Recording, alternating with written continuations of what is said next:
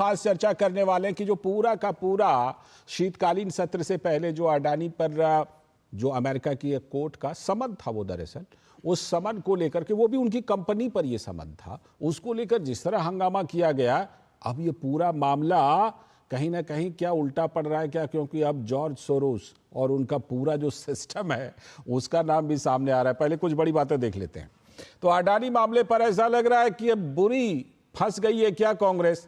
संसद के शीतकालीन सत्र में हर दिन अडानी मामले को लेकर कांग्रेस पार्टी का धरना प्रदर्शन लगातार जारी है। तो आज भी राहुल गांधी विपक्षी दलों के प्रदर्शन में अडानी के फोटो लेकर खड़े दिखे, पहुंच गए वहां। सपा और टीएमसी आज भी कांग्रेस के इस एजेंडे के साथ नहीं दिखी, ये दोनों अलग कर रहे हैं अपने आप को। लेकिन आज बीजेपी ने जॉर्ज सोरोस और कांग्रेस के बीच लिंक पर चर्चा की मांग कर डाली सदन के अंदर। बीजेपी ने सीधे कांग्रेस नेता सोनिया गांधी का नाम ले लिया और उनसे सवाल किया कि forum for democratic leaders of Asia Pacific से आपका क्या संबंध है। भाजपा का स्पष्ट रूप से मानना है कि कुछ लोग जॉर्ज सोरोस और उनसे जुड़े हुए संगठन कर रहे हैं तो वो देशद्रोह के समकक्ष ही काम कर रहा है। आप उन संस्थानों में बैठे हुए हैं जिसे जॉर्ज सोरोस फंड देते हैं। बीजेपी के नेता और प्रवक्ता सुधांशु त्रिवेदी ने कहा, मैं सोनिया गांधी से पूछना चाहता हूं कि उनकी भूमिका क्या है।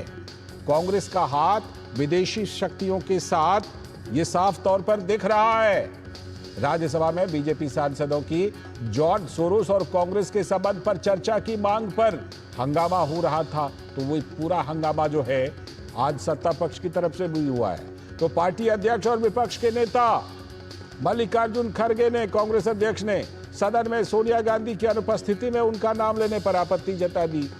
तो बीजेपी के राष्ट्रीय अध्यक्ष जेपी नड्डा ने कहा कि एक राजनीतिक दल के संबंध विदेशी ताकतों के साथ हैं, हमारे सदस्य उद्वेलित हैं, हम इस पर चर्चा चाहते हैं। एनडीए के सदस्यों ने राष्ट्र विरोध की सच्चाई जनता के बीच आने की बात कही और इस पर चर्चा की मांग की।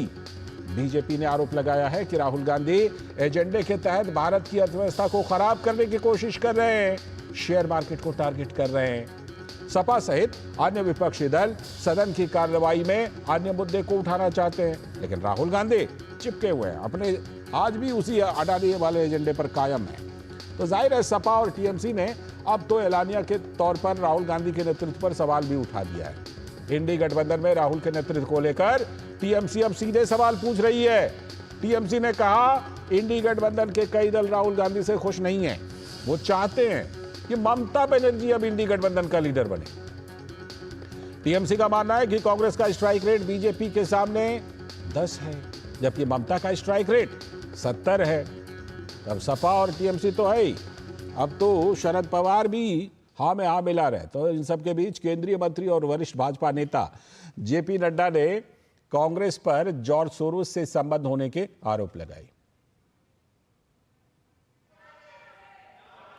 सारा देश चिंता व्यक्त कर रहा है।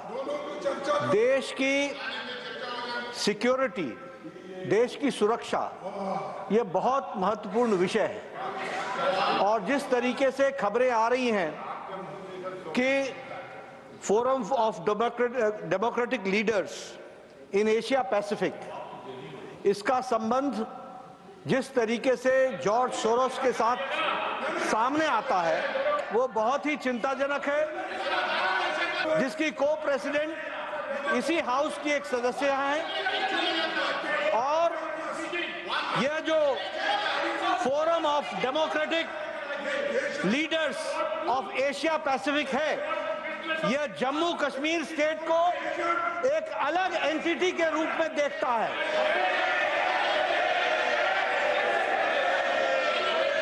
और चिंता की बात यह भी है कि इस संगठन का,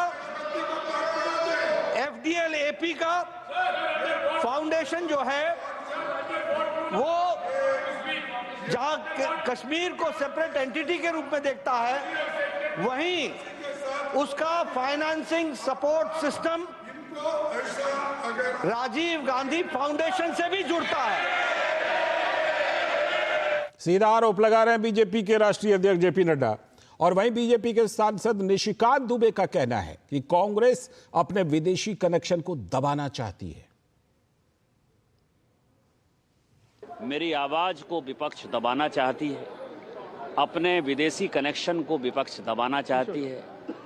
ये सोरोस जैसे आदमी जो कि देश को खंडित विखंडित करना चाहते हैं, जो खालिस्तान का समर्थन करते हैं, जो कश्मीर तोड़ने का समर्थन करते हैं, जो नॉर्थ ईस्ट में आग लगाने का समर्थन करते हैं, जो अलग देश बनाने की बात करते हैं, उन सबों की जो नेक्सस है, कांग्रेस पार्टी फंसी हुई है। वहीं कांग्रेस के राष्ट्रीय अध्यक्ष मल्लिकार्जुन खड़गे ने भाजपा के आरोपों का सिरे से खंडन किया है। जो लीडर ऑफ द हाउस बोले, उन्होंने जो बोले वो सरासर झूठ है।